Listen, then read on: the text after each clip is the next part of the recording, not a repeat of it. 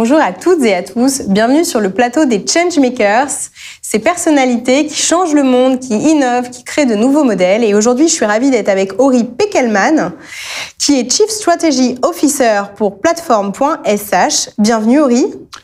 Bonjour et merci beaucoup de m'avoir à ce magnifique plateau.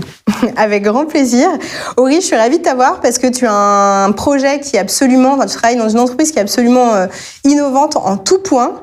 D'abord, vous avez créé une technologie qui d'ailleurs a été soutenue en termes de financement par l'Europe, qui permet de déployer en production. Ça va faire rêver tous les développeurs et les pros de l'IT qui nous écoutent, et on en a beaucoup dans notre communauté, qui permettent de déployer en prod finalement n'importe quand, en dupliquant un site de production, en allant faire les tests dessus. Donc on peut se permettre, même comme tu l'as dit la veille d'un jour de Black Friday, de travailler sur des nouvelles fonctionnalités et de les pousser en prod. Est-ce que tu peux nous expliquer quel est ce projet incroyable dans lequel tu travailles ? Pourquoi la veille on peut le faire si avant et des gens qui avaient des sites web, disons dans l'e-commerce, et c'était en septembre qu'ils commençaient à dire on ne touche plus à la prod, surtout pas. Et chez nous, d'une manière mesurée, je ne sais pas cette année, mais l'année d'avant, il y avait 15 000 déploiements et Black Friday même. Et donc, en gros, quand on a commencé à travailler sur nos technologies, c'était plus ou moins cette question-là qu'on voulait se poser. Comment amener les développeurs à ne plus avoir peur du vendredi? Ils sont rationnels. Les gens qui disent « Ah, surtout pas les vendredis après-midi », parce que si quelque chose se casse, c'est tout le week-end qui part en fumée. Et donc, on a passé beaucoup de temps à essayer de trouver une manière Et la manière qu'on a trouvée a été que si on était capable d'aller prendre la production, et très rapidement, mais ça devait être vraiment très rapidement, dans la minute, dans les 2 minutes, dans les flux du travail, si on était capable de prendre ça et de dupliquer la chose à perfection, pas plus ou moins comme la prod, vraiment la même chose, de manière à ce que chaque changement pouvait être testé sur ce qui est réellement la prod, et pas de l'orem ipsum et des tests en Détroit. Et si on pouvait les faire 30 fois dans la journée, de manière à ce que quand on va faire la mise en prod finale, on l'a testé déjà 30 fois, on pouvait libérer les gens, on pouvait permettre à des gens qui ont peur du changement aller beaucoup plus vite. Et donc on a développé un ensemble technologique qui est un environnement multi-cloud déjà, c'est important, qui peut se déployer aussi bien sur AWS, Google Cloud, Azure, Orange, OVH de nos jours, et qui en gros utilise les mêmes systèmes que les développeurs utilisent aujourd'hui déjà. Les systèmes de gestion des codes sources, tout le monde utilise Git. Et en gros, plutôt que uniquement gérer les versions du logiciel, on leur permet de gérer les versions de l'infrastructure. En gros, on a amené ensemble les codes et l'infrastructure avec toutes ces dépendances, les données dans la base de données, tout. Et chaque fois qu'un développeur crée une branche de son code, nous, de manière transparente, à la volée, on crée un environnement de test, un staging éphémère. Et parce qu'on contrôle toute l'idée, il y a une technologie profonde derrière. C'est pas une chose qui est facile d'ailleurs, c'est pas une chose qui a été reproduite par quelqu'un d'autre encore. Et comme on a cet œil qui voit tout, on est capable de le faire d'une manière sûre et extrêmement rapide. Et donc, on change en gros la manière dans laquelle les entreprises ont cette relation au changement. Et surtout, d'une manière assez intéressante, le fait que des garanties aussi fortes sur le fait que ça ne peut pas se casser arrivent. Et ça permet de passer de cette gestion de l'application web du site comme un chat qu'on caresse, à cette idée de bétail, à cette idée dans laquelle, tout à coup, mettre à jour une chose, ou mettre à jour une dizaine, une centaine, un millier, c'est précisément le même effort. Et le fait que tout est mécanisé, que tout est automatisé, ça permet de passer... le faire à grande échelle. et de gérer les changements à grande échelle, tout en avec des idées où la liberté qui est donnée aux créatifs, créatifs de design, créatifs de l'ingénierie logicielle, est accompagnée de la gouvernance, du contrôle dont ont besoin les équipes de sécurité, les gens qui ont peur du changement. C'est excellent. Et alors, du coup, on se pose une question et j'imagine que les gens qui nous écoutent se demandent, puisqu'on peut le faire à grande échelle, finalement, est-ce que l'impact derrière tout ça est mesuré ? Comment vous agissez, puisque c'est quand même un sujet d'actualité, on veut mesurer son impact Absolument, c'est pas... Disons que déjà... Et quand on parle d'impact, d'abord, il y a plein d'impacts. Mais d'abord, impact carbonique, et c'est super important. C'est-à-dire qu'on ne peut pas attendre. Aujourd'hui, il est bien trop tard. Évidemment, quand on s'est posé cette question-là, c'est comment est-ce qu'on les fait sans brûler la planète.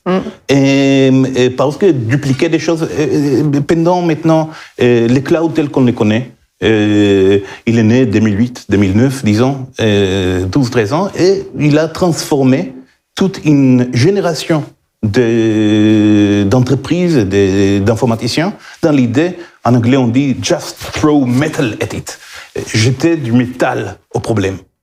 Ça veut dire des serveurs. C'est-à-dire que pourquoi résoudre des problèmes au niveau de l'ingénierie quand la machine c'est pas cher, l'humain c'est très cher.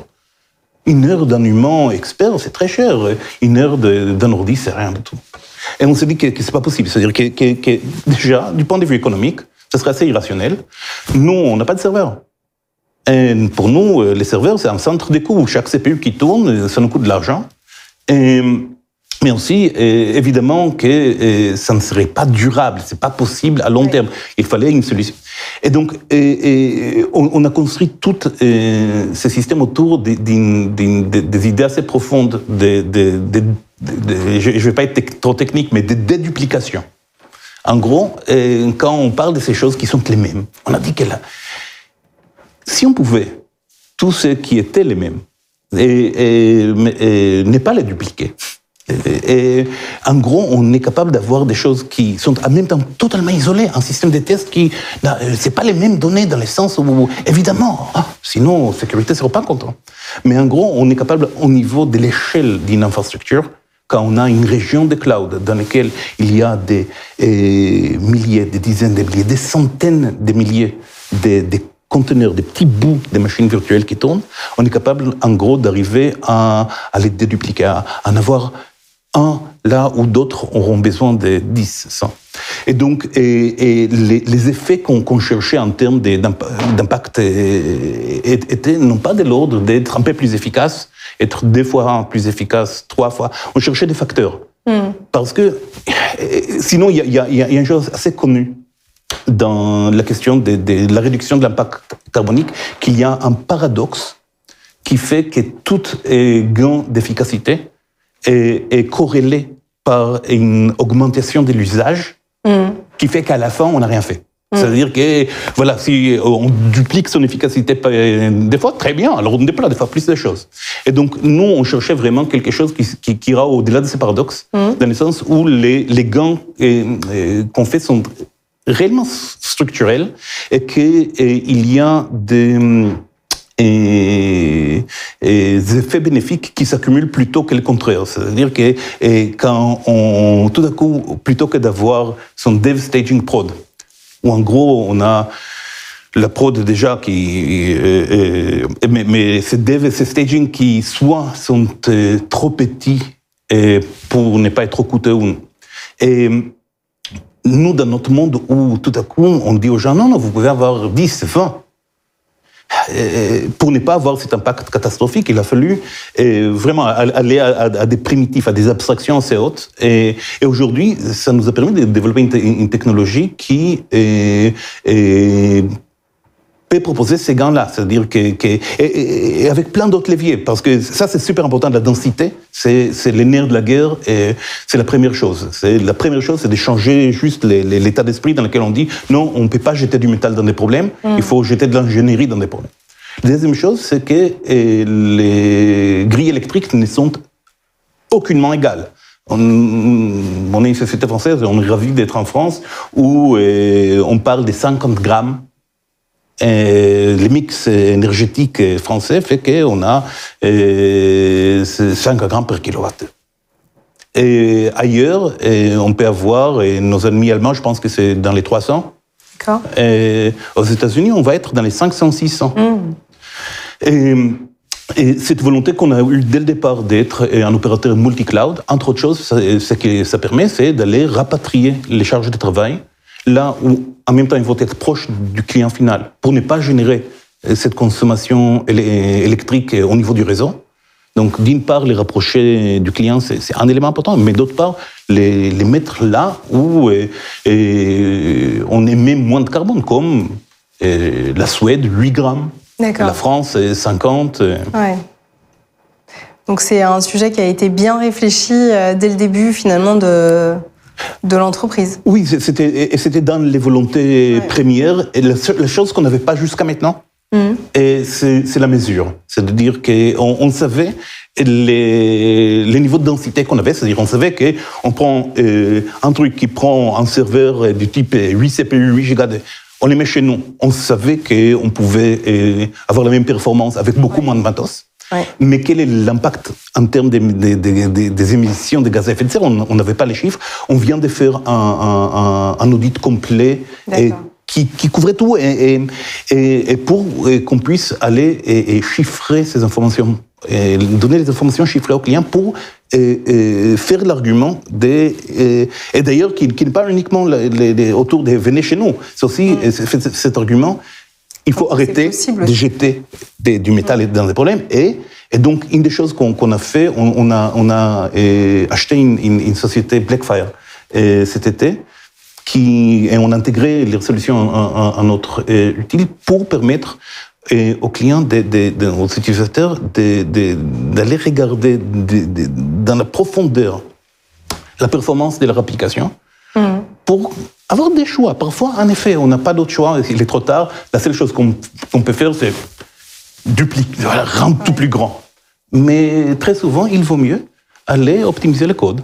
Et en gros, intégrer dans les processus à long terme de cette vie des applications web, c'est cette chose qu'il faut revenir à optimiser. Il faut revenir à l'idée qu'il vaut mieux parfois passer du temps humain à rendre les systèmes plus efficaces. Notre boulot, c'est d'essayer de rendre ça moins cher, de rapprocher ça, de faire ça plus agréable aussi, et pour que la démarche soit une démarche globale. C'est-à-dire qu'on est vraiment dans cette idée de gouvernance et impliquer les équipes, disons, qui ont cet intérêt dans l'environnement. Ouais, justement, tu parles de gouvernance, mais ça m'intéresse qu'on creuse un petit peu le sujet, parce que tu es une société distribuée. Tu me disais que tu avais 300 personnes dans plus de 200 villes. C'est assez incroyable. Comment est-ce que finalement une entreprise très innovante comme la tienne s'est structurée? Quelle est votre organisation interne? Je pense que c'est intéressant. Et d'abord, peut-être la première chose qu'il faut dire, c'est qu'il y a une énorme différence entre la boîte qui travaille en remote et la boîte distribuée. Et aujourd'hui, avec Covid, on a vu un tout petit peu plus de gens répliquer ce modèle. Et nous, on a commencé dès le départ comme ça. C'est-à-dire que dès le départ, on a décidé, et on était 5 dans le même bureau à Paris, et on a fait comme si on était à des milliers de kilomètres à part. C'est-à-dire que excellent. Tout déjà passe par l'écrit. La première chose, c'est que les décisions se prennent par écrit. Et assez rapidement, Damien, mon cofondateur, est parti à Montpellier. Et Fred, le CEO, cofondateur, parti à San Francisco. Après ça, Damien est allé à San Diego, côte ouest. Et donc, c'était une démarche volontaire, entre autres choses, on était tout petits. Et on était tout petits avec de grandes ambitions. On a décidé dès le départ que dans notre domaine, le cloud, il n'y a pas un marché français-allemand, il y a un marché global, et que la seule manière dans laquelle on allait pouvoir réaliser une réelle chose ambitieuse, si on était capable d'attaquer les marchés américains. Et d'abord américains, donc, parce que même si on réussissait, on l'a vu beaucoup, autour de nous, dans les startups françaises de l'époque 2015, des gens qui réussissent localement, et avec une chose réellement innovante, mais 3 ans plus tard, les Américains arrivent avec leurs grands sabots la taille quand même de la boîte française, même s'ils ont réussi sur le marché, c'est incomparable. Et ils se font... Et donc, on s'est dit que la seule barrière de défense qu'on peut mettre était de l'autre côté de l'Atlantique. Donc, on voulait bien rester français, on voulait bien rester européen, on l'est. Mais on voulait aussi... un marché plus gros. Et donc, aujourd'hui, plus que 50% de notre chiffre d'affaires s'est fait aux États-Unis. D'accord. Nos clients de référence sont les grands comptes américains, et tout en ayant aussi une présence européenne et assez large en France, dans les Nordiques. Excellent. Et alors, déjà, merci pour cette présentation.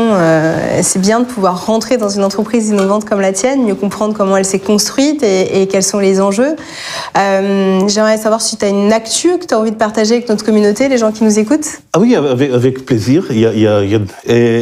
Donc, une des choses vraiment importantes qui sont arrivées, c'était l'équipe de Blackfire qui nous a rejoints, et surtout avec son illustre PDG Fabien Potentier. Les développeurs dans le public n'auront pas besoin d'une présentation, mais il est l'auteur du framework web le plus utilisé sur la planète. Il est un des plus connus des contributeurs open source et il a accepté de devenir le Chief Product Officer chez Platform SH, mon ancien boulot. Je suis très content.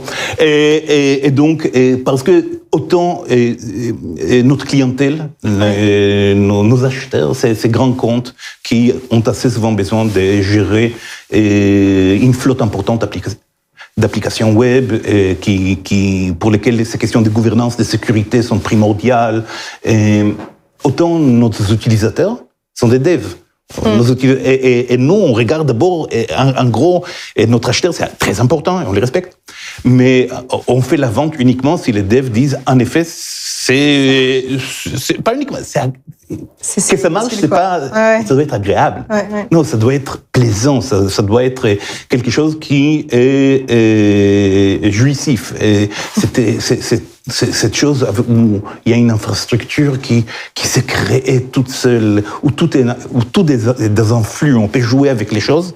Et donc avoir quelqu'un qui a une telle passion pour l'expérience développeur, tel que Fabien Potentier, c'est extrêmement structurant. Et pour nous, n'importe qui a utilisé Symfony ou un de ses dérivés, qui a vu sa documentation, c'est à quel point il y a une passion là pour cette question. Effectivement, d'avoir en référence cette personne qui est le fondateur de Symfony, c'est juste assez incroyable. Et ça va, je pense, motiver encore plus de développeurs à tester, pour ceux qui ne connaissent pas encore, platform.sh. Merci en tout cas pour ton temps et cette belle découverte. Et pour toutes les personnes qui nous écoutent, je vous invite à revoir cette interview sur notre chaîne YouTube freelance.com ou à découvrir d'autres personnalités changemakers en vidéo ou en podcast. À bientôt. Merci.